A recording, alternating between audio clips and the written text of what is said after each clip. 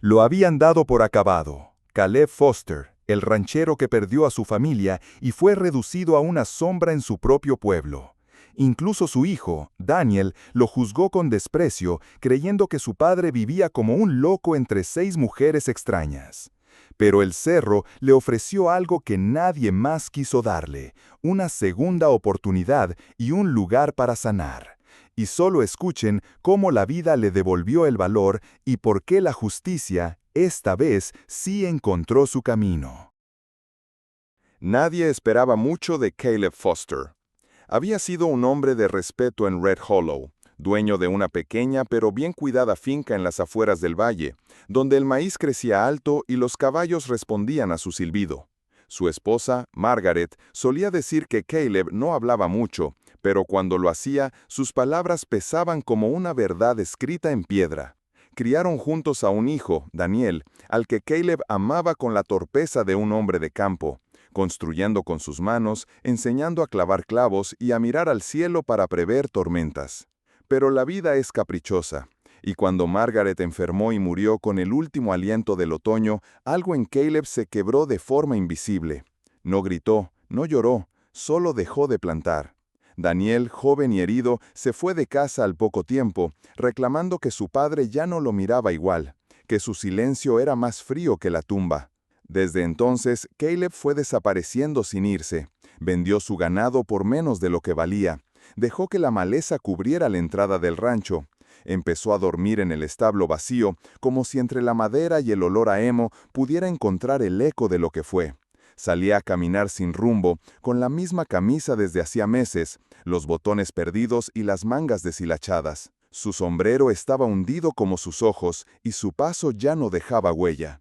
Los vecinos de Red Hollow lo miraban con una mezcla de lástima y vergüenza ajena. Algunos bajaban la mirada al cruzárselo, otros, más francos, simplemente lo evitaban. En la panadería, una mujer susurró una vez a otra: «Da escalofríos, se le metió la muerte en los huesos».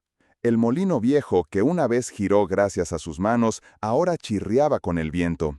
Caleb lo observaba por horas, como si esperara que el tiempo retrocediera. Algunos niños atrevidos se escondían y le lanzaban piedras por detrás de la cerca, como si fuera parte del paisaje abandonado del pueblo. Él no reaccionaba, hasta que un día la lluvia lo sorprendió lejos de todo. No llevaba abrigo, el cielo descargaba con furia sobre las colinas y el barro le cubría las botas. No tenía rumbo ni plan, solo caminaba. Las gotas le corrían por la frente, pero no se las limpiaba. Cuando divisó la silueta de una casa sobre el cerro, ni siquiera pensó en pedir ayuda. Sus pies simplemente lo llevaron. La puerta era de madera vieja, con herrajes oxidados y un llamador en forma de hoja. Levantó la mano y golpeó. El sonido resonó como un trueno contenido. Dentro se encendió una luz. Se oyeron pasos. La puerta se abrió lentamente. Apareció una mujer. Tenía el cabello oscuro recogido en un moño firme y una expresión tan sobria como su vestido. Sus ojos negros y tranquilos no mostraban sorpresa ni miedo. Detrás de ella, en una sala con lámparas de aceite y mantas tejidas, otras 5 mujeres lo miraban en silencio. Ninguna hablaba, ninguna reía, solo observaban. La mujer del moño fue la primera en romper el silencio. ¿Te perdiste? La voz era seca, pero sin dureza. No era una pregunta cualquiera, era una puerta abierta o una prueba. Caleb bajó la mirada, tragó saliva. No sabía por qué, pero las palabras salieron solas. Sí, señora. Y entonces, como si el tiempo se detuviera un segundo, ella se hizo a un lado. No dijo más, no pidió explicaciones, no lo juzgó. Él entró. La puerta se cerró detrás con un susurro leve, casi como un respiro. Y por primera vez en mucho tiempo, Caleb Foster no sintió frío. La casa no era grande, pero tenía alma. Las paredes estaban algo agrietadas y el suelo de madera crujía con cada paso, como si recordara a todos los que habían vivido allí antes. Olía a pan de maíz recién horneado, a jabón casero y a hierbas colgadas en racimos para secarse. Las ventanas eran pequeñas, pero dejaban entrar suficiente luz para que el polvo danzara en el aire cada tarde, como si el tiempo también quisiera quedarse un poco más. A Caleb le sorprendió el orden sin rigidez. La casa estaba viva, no como un museo, sino como una colcha remendada, hecha de retazos distintos, pero perfectamente unidos. Se notaba que cada objeto tenía una historia y que cada mujer que allí vivía tenía un motivo para no haberse ido. La llamaban la casa de las que no se fueron. Y no era un nombre triste, sino desafiante, porque todas, en algún momento de sus vidas, habían tenido razones para marcharse, para rendirse, para desaparecer. Y sin embargo, ahí estaban. Ruth, la mayor, llevaba el cabello siempre recogido con un pañuelo oscuro. Tenía los ojos de quien ha enterrado más de lo que ha contado, pero aún así mantenía la espalda recta y la voz firme. Las demás la miraban como un faro cuando el día se volvía pesado. June era silenciosa. Cosía a mano con una precisión casi ritual. Sus manos eran fuertes, marcadas por años de trabajo. No decía mucho, pero su presencia era constante, como una raíz que sostiene el árbol aunque no se vea. Emily, que caminaba con una ligera cojera, se encargaba de las plantas del patio. Cada mañana hablaba con las flores como si fueran viejas amigas, y las flores, extrañamente, parecían responderle. A veces reía sola, a veces cantaba bajito.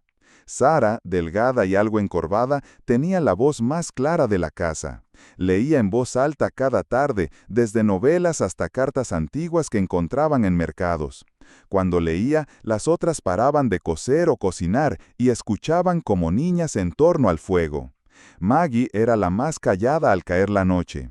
A veces se le escapaban lágrimas sin ruido, sentada junto a la ventana. Nunca explicaba por qué, y nadie le preguntaba.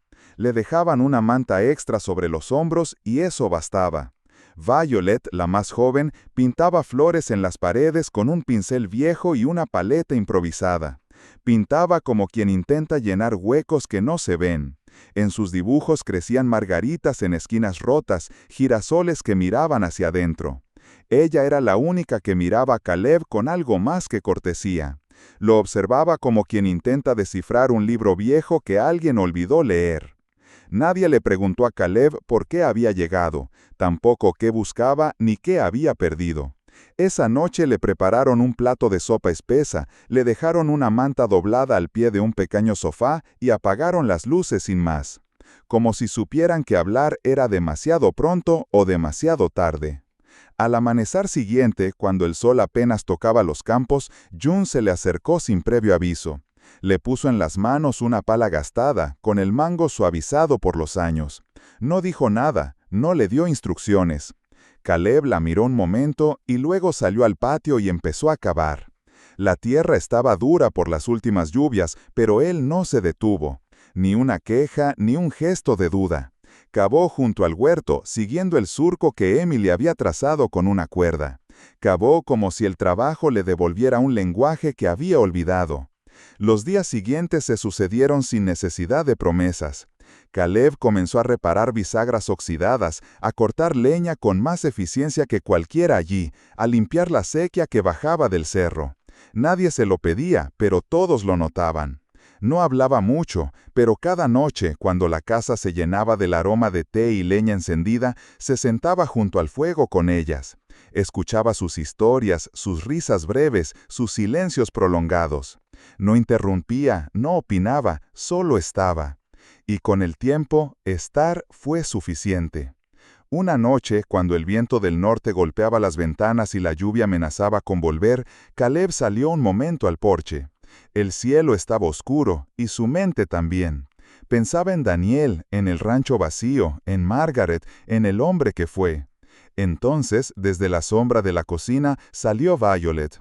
Llevaba una taza humeante entre las manos y el pincel aún detrás de la oreja. Se la ofreció con una sonrisa discreta y dijo: «Tal vez no estés roto, Caleb». Hizo una pausa y bajó la mirada antes de agregar: «Tal vez solo estés sin uso». Caleb no respondió. Apretó la taza con ambas manos y sintió el calor en la piel y algo más profundo, más difícil de nombrar. algo que parecía pertenencia. Los primeros que lo notaron fueron los del pueblo. No porque Caleb hiciera algo escandaloso, no gritó en la plaza ni reconstruyó su rancho. Simplemente cambió el ritmo de su andar, el brillo apagado de sus ojos, la forma en que saludaba sin miedo a que lo ignoraran. Un martes por la mañana llegó a la tienda de víveres con una lista escrita con letra femenina. Compró queso curado, un saco de sal y herramientas específicas, una cegueta, clavos largos, una cuerda gruesa. La dueña de la tienda, la señora Whitmore, parpadeó al verlo con una camisa limpia, no nueva, pero planchada, y la barba recortada. «¿Es ese Caleb?», murmuró alguien detrás de los sacos de harina. «Sí, y huele a jabón», dijo otro con tono entre sorprendido y divertido. Los comentarios corrían como riachuelos, que Caleb subía cada semana al cerro, que lo habían visto reír con una de las mujeres, que parecía otro hombre. Y es que Caleb ya no caminaba como quien huye del pasado, sino como quien lo ha puesto en orden en su sitio más íntimo. Subía cargado, bajaba con encargos, reunía leña para el invierno, reparaba la cerca que rodeaba el huerto, enseñó a Emily a dirigir el caballo de tiro sin temor, con un silbido agudo y una caricia firme.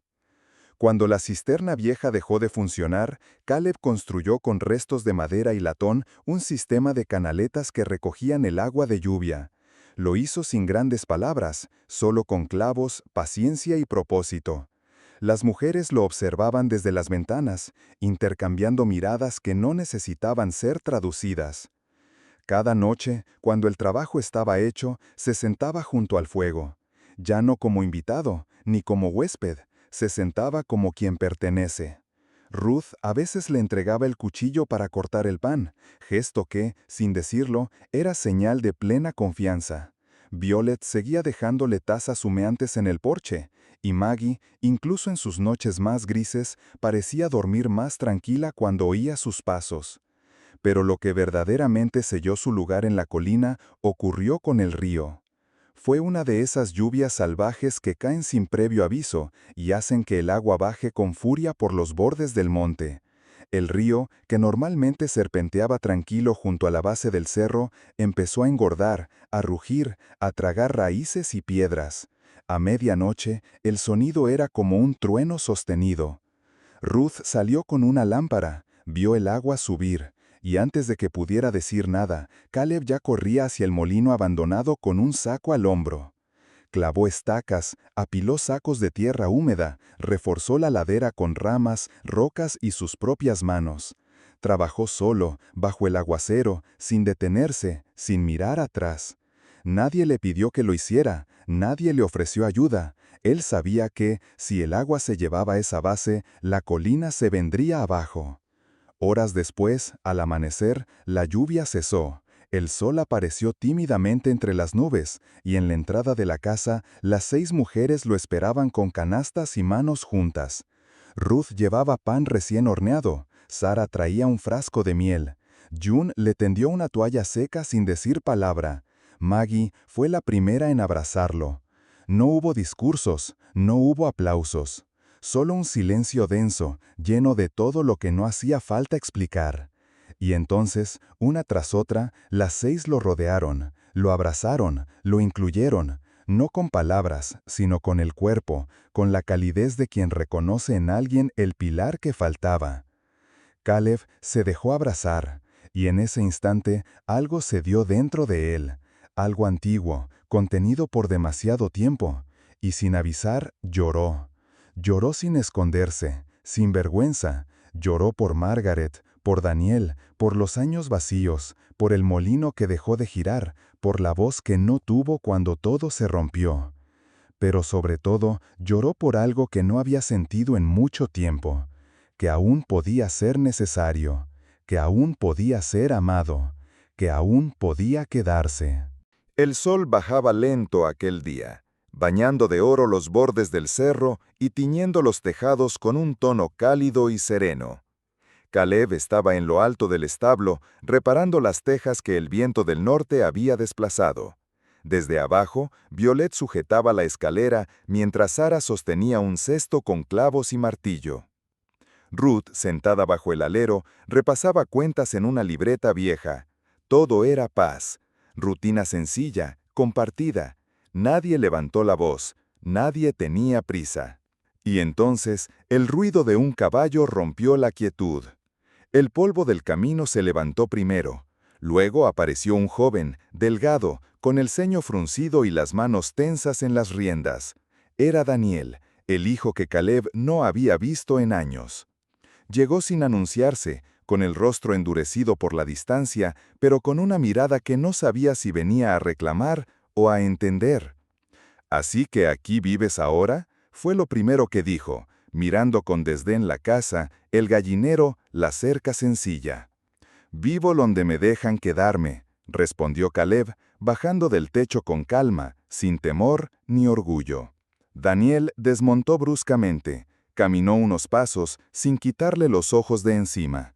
En su mente aún resonaban las burlas que había escuchado en la ciudad. «Tu padre vive con 6 mujeres, como un loco en su castillo de barro. Dicen que ya no habla de ti, que olvidó todo». Pero lo que encontró no coincidía con los rumores. Vio a su padre ayudar a Sara a levantar una canasta caída. Lo vio secarse el sudor con el dorso de la mano mientras le explicaba a Violet cómo ajustar la silla al caballo. Vio cómo Maggie salía al porche con una jarra de agua y se la ofrecía sin palabras, y cómo Caleb la recibía con una sonrisa simple, sincera, de hombre en paz. Nada de eso se parecía al hombre que él recordaba, frío, mudo, incapaz de mirar a su hijo a los ojos tras la muerte de su esposa. «¿Qué haces aquí, papá?», preguntó Daniel al fin, casi como un reproche, con la rabia mezclada con algo más frágil.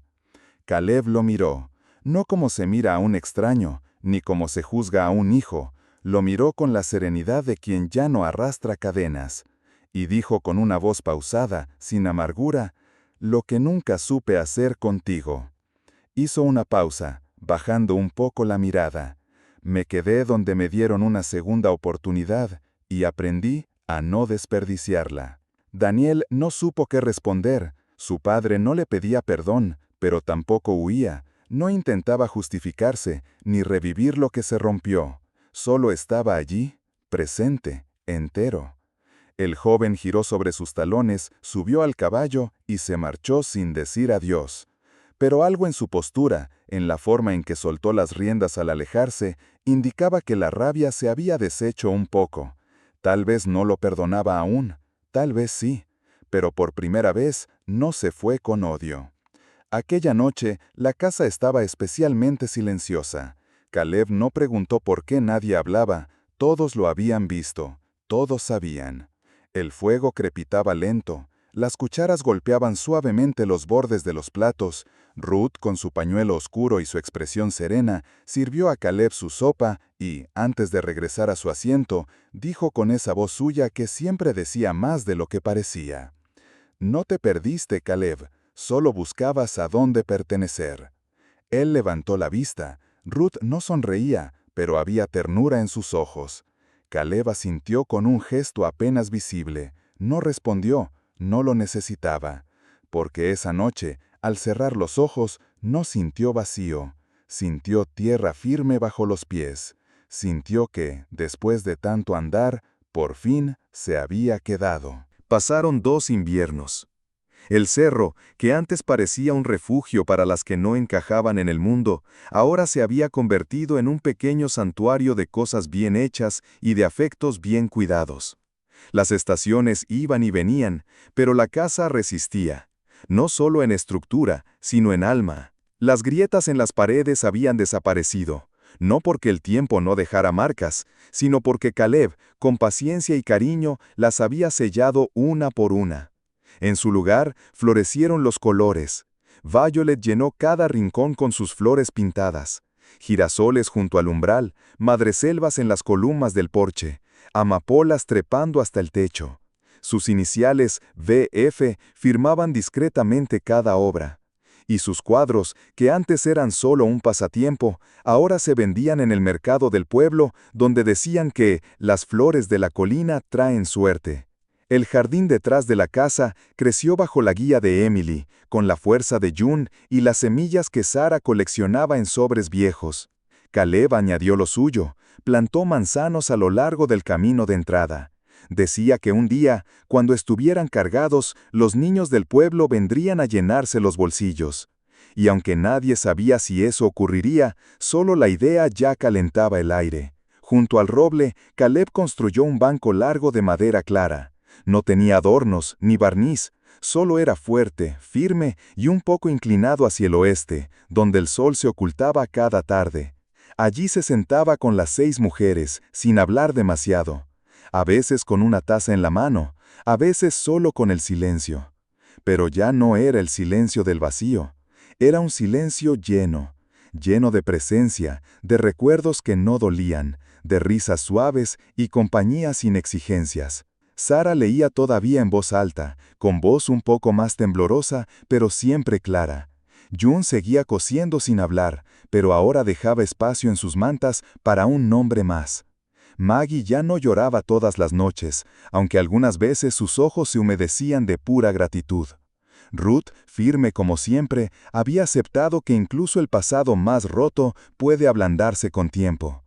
Emily enseñaba a Violet a cortar ramas secas sin lastimar el árbol. Y Violet pintaba también en lienzos ahora, no solo en las paredes. A veces lo retrataba a él, a Caleb, sentado, con el sombrero bajo y el ceño relajado. Un día, al bajar al pueblo por semillas, Caleb pasó frente a la escuela. Un grupo de niños jugaba cerca de una fuente. Uno de ellos, curioso, tiró del brazo de su madre y preguntó: ¿Quién vive en la casa del cerro? La mujer sonrió sin dudar, con ese aire de quien conoce una buena historia, pero prefiere contar solo el final. Un ranchero que se perdió. Hizo una pausa y agregó con suavidad: y 6 mujeres que no lo dejaron irse jamás. Y eso bastó, porque no hacía falta explicar todo lo que había pasado. No hacía falta hablar de pérdidas, ni de lágrimas, ni de techos rotos, ni de corazones abandonados. Lo que importaba era lo que quedaba ahora: una casa de pie, un fuego que no se apaga, y un hombre que, sin buscarlo, había encontrado el lugar donde por fin podía quedarse. El fuego seguía crepitando cada noche, y la luz ya no venía solo del sol.